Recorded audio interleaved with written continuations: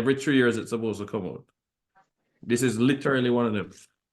I've not seen one since. Maybe there's one since, but we need to dive into that. Another book, since we're on it, I'd recommend everybody read is this one. This is Peter Blair Henry, Jamaican. He was the head of NYU for a while. So his book is called Turnaround, Third World Lessons for First World Growth. Wow. See there? Turnaround.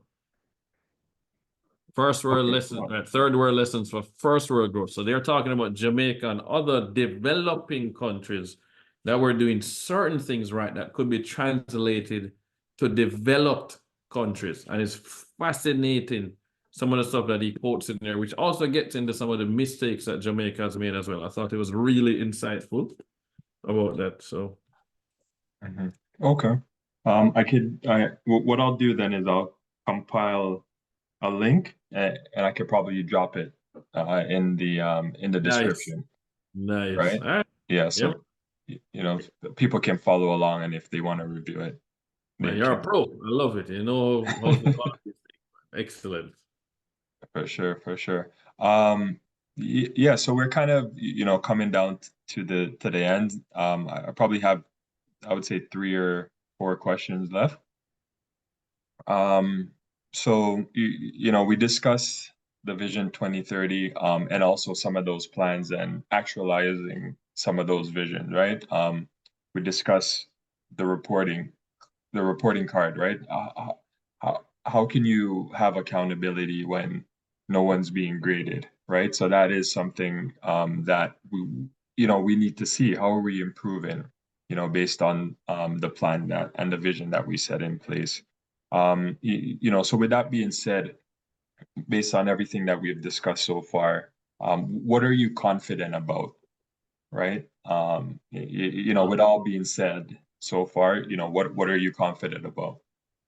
So one, I'm confident that the region will continue to grow and punch above its weight. Whichever individual country might have some air pockets or a hurricane come and damage them, the region as a whole will continue to do well and continue to grow. So I love that. And that's number one. I'm confident about that. I will bet on the Caribbean. Number two, I'm confident that Africa is going to add at least another 2 billion people to their population. And they have a major problem with affordable housing, just like the Caribbean, which is what we're building there to start. We see where the opportunity is. So I'm very confident about that one. Those are 2 things.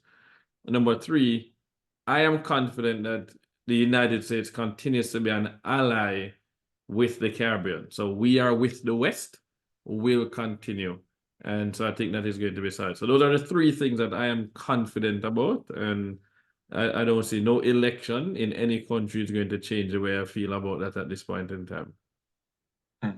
All right. Well said. And the discussion on Africa, probably we can have another discussion on that, because I have been watching that a lot, and the growth, like the exponential growth, and the fact that it's untapped, so to speak, right? In terms of the potential, that is something that we can we definitely discuss. And they have the same problem with corruption. Yeah, among other things, right? But yeah, for sure. All right. And the question kind of came back to me is, going back to when you were younger, and you talking about some of your aspirations, wanting to play professional sports and everything else, and the upbringing. So if you could go back in time, so to speak, right? I love when And I get asked this question. and not too much time. We're talking, because you're still, you're still young, right? So what, My kids what would you, so what would you, if you could go back, what would you tell your younger self? Well, it's 2 things I'm going to tell, 3 things I'm going to tell my younger self. Yeah. I watch the movie Butterfly Effect, so I'm very concerned about what you tell yourself. And I love Back to the Future and this stuff. So number one, I tell myself, one day your daughter is going to say, Daddy, You're Jesus. And you're going to say, why? Because you're so old, you knew Jesus when he was born. Right? Just don't, it just going to happen. Don't take offense to that. But you actually will grow old as well. You don't stay young forever. So make the most of the time that you do have on this planet. So that's number one, I tell myself. Number two, I'm going to tell myself, it too shall pass. Every time you get frustrated, every time you eat at your pocket, every single time you have a negative bank account balance, it too shall pass. Push through the frustration. That's number two. And then number three, I would say you're going to meet this girl that plays video games and wants to play video games with you. She is the one. Do whatever you can to take care of her and do right by her. Those are the three things I would tell myself. No, that sounds, that sounds like you're, you're from the future, so to speak, right? Like it sounds like it sounds like it all worked out, right? Well, that's how I feel it is working out now. And I For think though sure. it's important that we understand that going back in time to change something means that you don't get the lessons Hmm. from the experiences that you would have gotten. A lot of us want to go back in time to make things easier, when in Yeah. fact it was the hard times who put us where we are today. To have the knowledge to want to go back in time. So my thing is, don't go back in time and change anything because you could end up worse off. We need to go through hard times. You need to lose games in order to understand what it takes to win games. So yeah.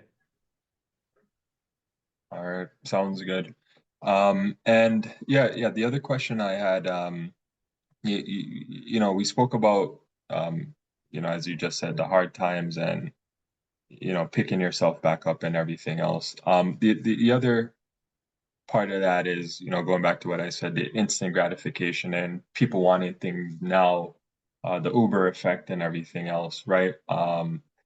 But how do you add value, right? In terms of people that you meet, relations and everything else, instead of looking to take, so to speak, right? The fact that everything is so instant, right?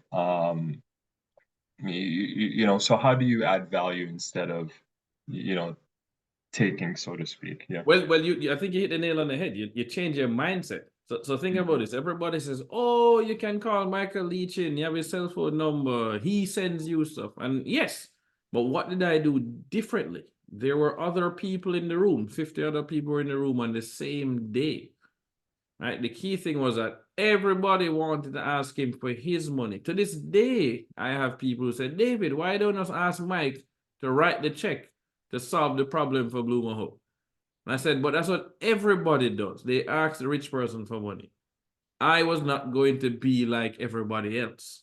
I asked, how can I be of value to you? How can I help you, Mike? Then he turns around and helps me. But I offered to help him first. And I didn't ask what's in it for me, how much can I get paid? I was focused on how much can I learn, right? I want to be at the feet of a sensei. I'm going to become an amazing basketball player. I want access to Michael Jordan. I can watch every video, every interview, every game. I can learn to be as good as him. I can watch Kobe Bryant. I can now go and watch Steph Curry if I want to shoot threes. I want to go and learn from Pele. I want to get really good. So I studied the best people and decided I will pay the price required to get that good. Most people are not willing to pay the price. They want, as you said, instant gratification. I feel I'm older because I wouldn't call it the Uber effect. I call it the Napster effect. Napster was invented and allowed us to instantly get music from anywhere in the world, from any time that it was created in the world. That has completely changed how we value music. It has given us the MTV effect. MTV brought us this short attention span, music videos. We have now condensed that into 60-second reels. I cannot boost a reel on Instagram beyond 60 seconds or something. It's now this TikTok generation. That is not good. People have to learn to actually watch a movie that's 2 hours long or 3 hours long. Or in fact, you need to watch the 3 Lord of the Rings movies and watch the extended cuts that are 4 hours each. Can you sit still and learn and be entertained? And that's unfortunate. I think that we have a generation that does not realize that there's no such thing as real instant gratification.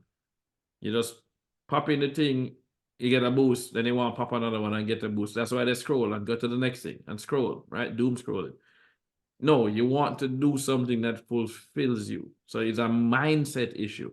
You have to decide, I'm going to pay the price to get good, which means I need, it's not really 10,000 hours, but we're just using that argument, 10,000 hours of diligent practice to get good at whatever I want to get good at. But that means, first of all, I want to get good at it, which means I actually know what I want to get good at, which means I need to know that I can make money at what I want to get good at because I need to survive. The cost of living has gone up so much for our generation and younger that they almost feel doomed. They have to stay at home. College is so much more expensive and has grown at a scale faster than wages. It has not kept up with wages. In fact, productivity has grown and wage growth has not matched productivity in most of the developed world, including the United States. So we have to solve for that problem. People feel, why am I even bothering to do this? Because I can't even make money being a teacher. I can't even make decent money being a fireman. Right? We need people to feel that their work is valued and that you don't have to just be an asset manager to create generational wealth. And that is, in my opinion, on baby boomers. We are inheriting the society that they created for us. We know Gen X, Gen Y, me, and anybody after us, the Zennials, have to do it differently and fix it. No, understood. I think the world, the world has changed and it is changing, right? And then you layer the technology advances that we're seeing now. So it's going from, probably 10-second clips to, 5-second clips to possibly 3-second clips at this rate, right? So, and we have to contend with that with each generation, right? So the baby boomers, their focus was, probably get in the car, get in the home, having that retirement, right? But that I would say that has changed, right? So now, the next generation, they're probably not able to afford that home, Yep. right? So it's, they have to look, I would say for other opportunities, so to speak, right? So possibly outside of their native country, right? And then, you And go that's into even here the in the whole US. globalization, right? Right. Yeah, even in the US, they're looking outside their country. They're moving to Mexico and elsewhere. I mean, Yeah. we have to recognize that it's a pendulum now. So it's going to swing back. We're going to go to the 3 second and the 1 second, and then we're going to swing back over the next 20. Like it always swings. It's like there's this book called The Pendulum, and it says an 80-year cycle, 40 years each way between we and me, and we're in the downswing now of a we heading back to it. So as far as they're concerned, 2023 is 1943, just to give you an idea of where it goes. So 43 to 53, and then 53 to 63, we're in the same exact kind of phase. We had this depression, we came out of that, we had all these issues. There are major issues that happened at that point, and then there was a turning point for the greatest generation, and they invested more in manufacturing and the GI Bill and housing, and a middle class started growing again, right? We had this pendulum swing to one way where you had the Great Gatsby. And so this is where we're talking about the Gilded Age. It was money for the few, and the majority weren't even middle class. They were below middle class. They were working class. And they eventually got fed up. And this has happened before, though, in France, when they're screaming off with their head, right? Marie Antoinette says, let them eat cake. It's exactly the same thing. And if you line it up, it actually is that 80-year cycle. I am afraid that we are now at that point where people want to rush the gate and want to eat the rich and say off with their heads because the rich are saying let them eat cake. And we have to realize we have to come back from that, and we have to focus on stakeholder capitalism, which is inclusive growth. If we can have a growing middle class, the companies do better because more money is now spent across the economy. They buy more of the same products.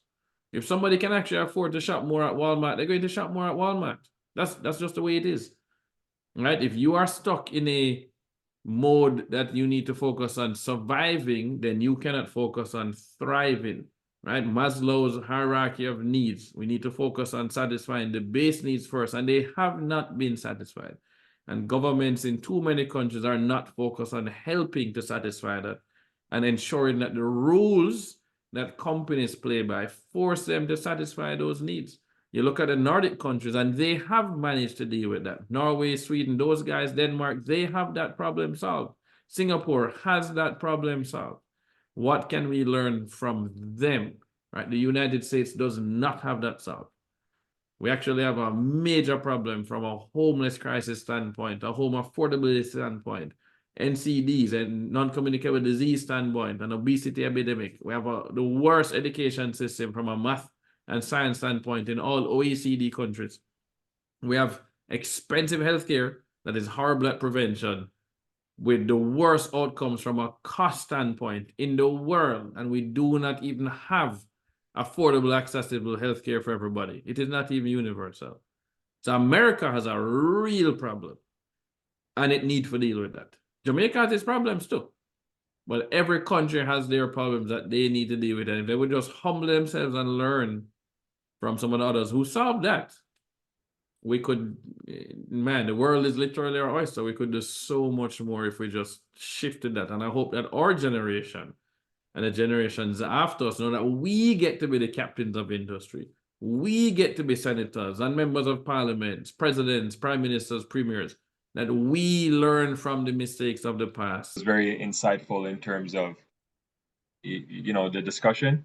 The other thing too, I like the passion, right? So I feel like when we speak about Jamaica, the Caribbean, even Africa, the passion is there and the need for change.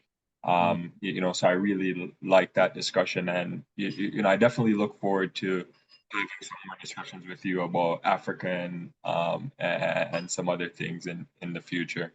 Yeah, man. And I will So learn more probably from you on the Africa one than I yeah, can present. I look forward to me asking you questions about Africa. I would all right, love for sure.